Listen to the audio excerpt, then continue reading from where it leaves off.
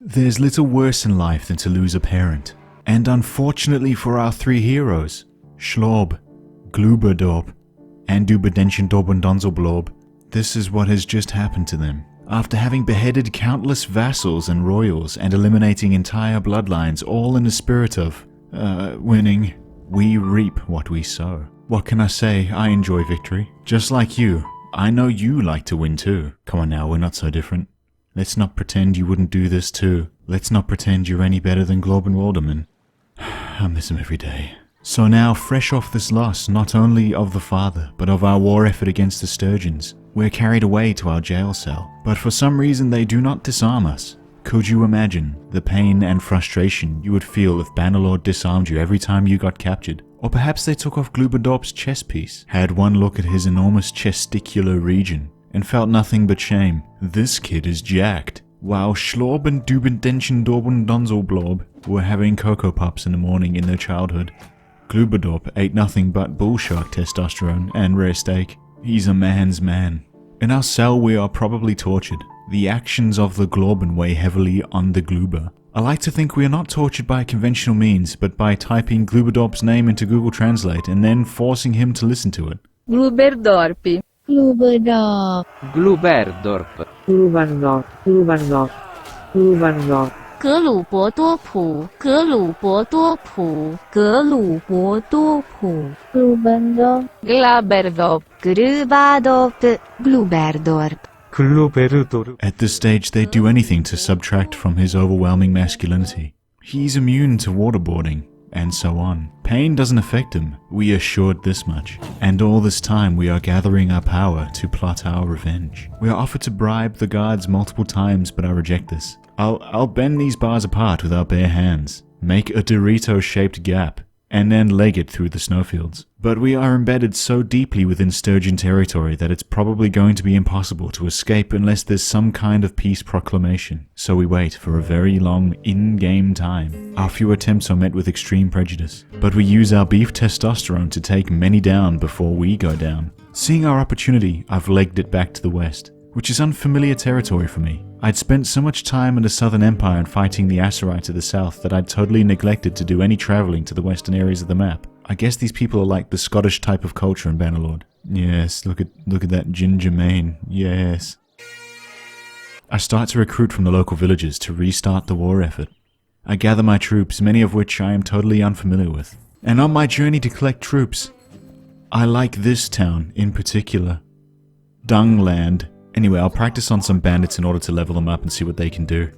I've been so used to using Imperial troops and Aserai Mameluke soldiers that this is going to be totally new for me. Even just playing as Gluberdorp is totally new. It's almost like playing a different game. I'd sort of committed to the idea of having Gluberdorp be this two-handed wielding juggernaut, which plays very differently to how I played with Glob and Walderman. One thing's for certain though, playing this way with Gluberdorp is awesome. Who'd have thought that all those times I sent him into battle first, only to be ravaged by his enemies, would do him so much good? Well, I thought that, because I am, or was, a loving father. Rest in peace. Unfortunately too are we judged by the sins of the father.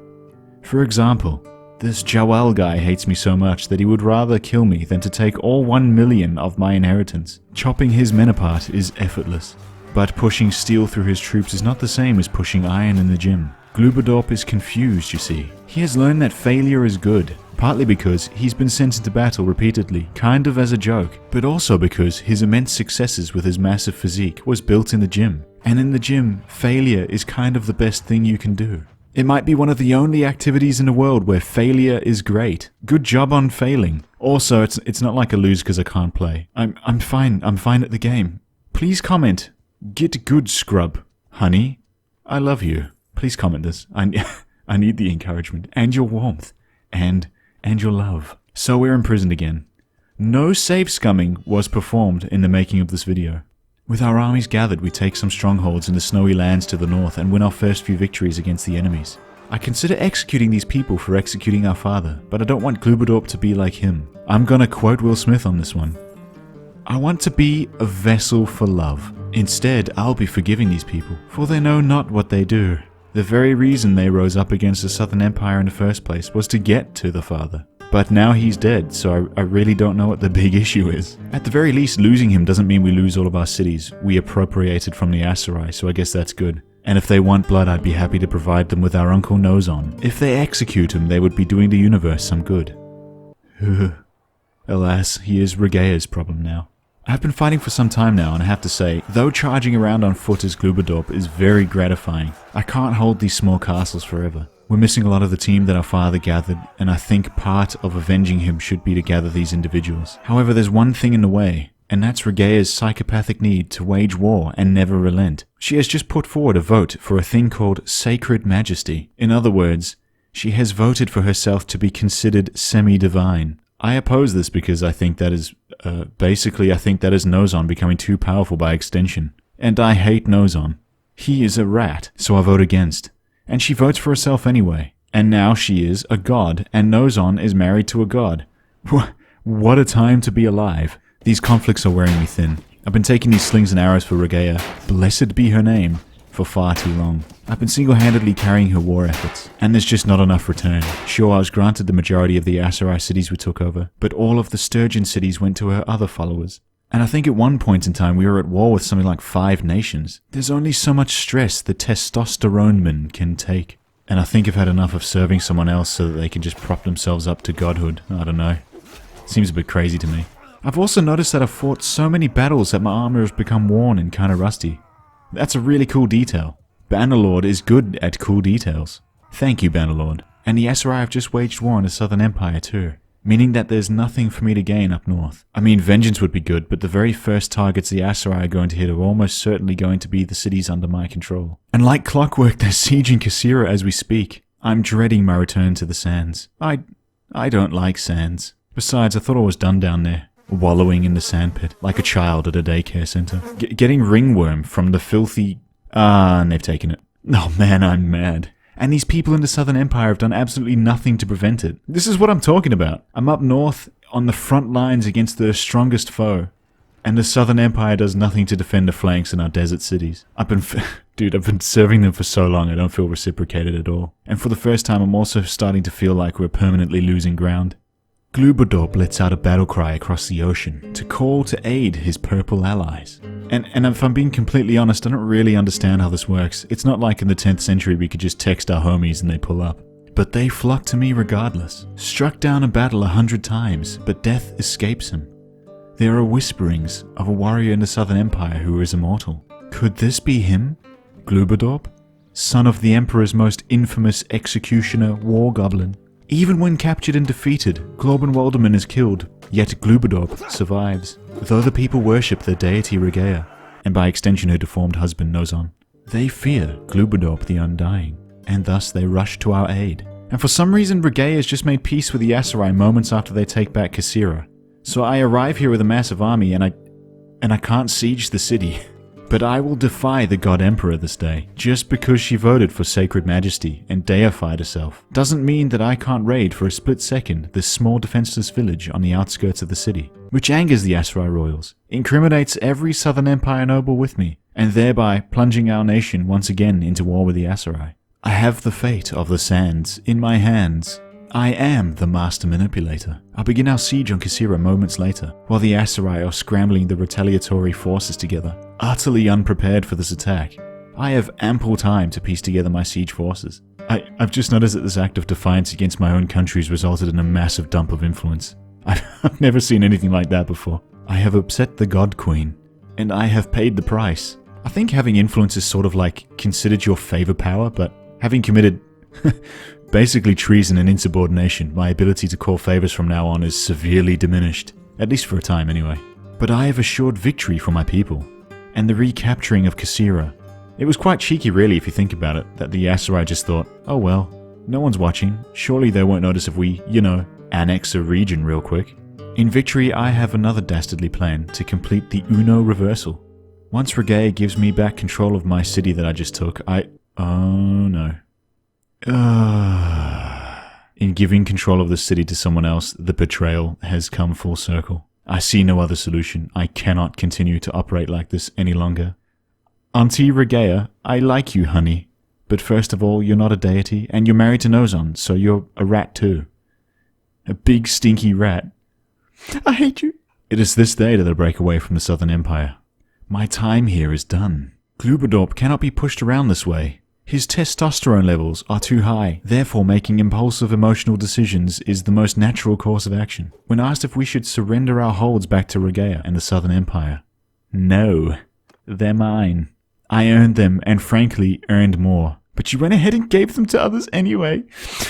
Suck it, lady. But I do recognize that I propped up the Southern Empire above all others. Their numbers are overwhelming and their power is far greater than mine. Unless we're talking about the bench press. I'd like to see you take that from me. My leaving the Southern Empire has upset Regea greatly, and this plunges us into immediate war. The odds are so greatly stacked against us that any effort to fight back will most likely end in immediate defeat. And any victories in this endeavor would only delay the inevitable. Fortunately, I am so wealthy that I can just buy peace. It turns out that even gods can be bribed. You can't buy that Cadillac with prayers, my dude. I journey to Hassan Fakna and speak to our appointed governor about founding our own nation from the ashes of what once was. When we are faced with a difficult question, what will be the name of our kingdom? Look at the way she's looking at us. So full of hope at these glorious new beginnings. Oh boy. You see, Glubadorp has the ability to speak, but in the famous words of Tibetan monk and Kendo practitioner Qui-Gon Jinn, the ability to speak does not make you intelligent. So we name our newfound kingdom Stanley. On second thought, Blep is fine. It's more law-friendly. To Glubadorp, Blep is just the abbreviation for battle, because he cannot read. Gluba, how do you spell battle? Well, it's B-L-E...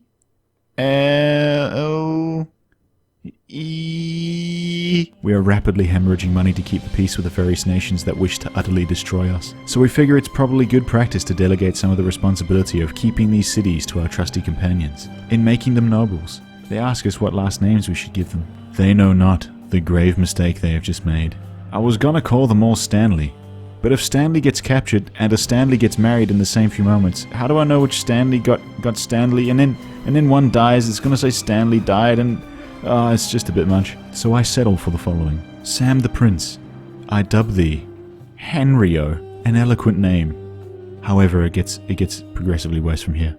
Lulia the Wanderer shall be known as Pepsi, a beverage that doesn't exist yet, and we'll just quickly pass over the others. Tnab, Bnab, and Oregand Plip. Together we founded a nation with integrity, free of the shackles of rulers who believe themselves to be gods. It would be nice to not have to deal with these rulers in real life as well, but that's just the nature of the universe. So long as this kingdom is centered entirely within the workings of my PC, I will fight against tyranny and for freedom. And vengeance against those who stood against me will be swift and just.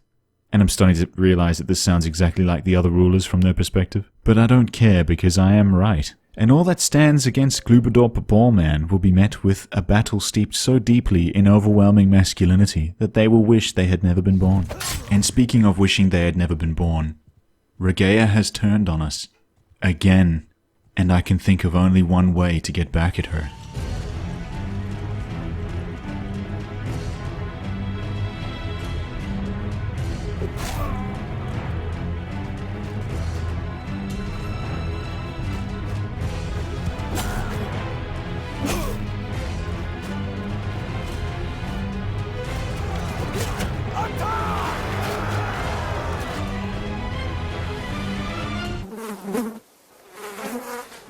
Weep not for Nozon. He is a rat. Hey everyone, thanks for watching. If you enjoyed this video, please leave a like and a comment. It really helps with the algorithm, and we live in a world where it seems like nothing helps with the algorithm, so I do appreciate those of you that do engage with the videos, so thank you. Those of you that don't know yet, there is a Discord server that we've set up. Links are in the description. Anyways, until next time, see ya. Du werden Sendor Bendon Zelblor. Du werden Sendor Beldon Cheblor.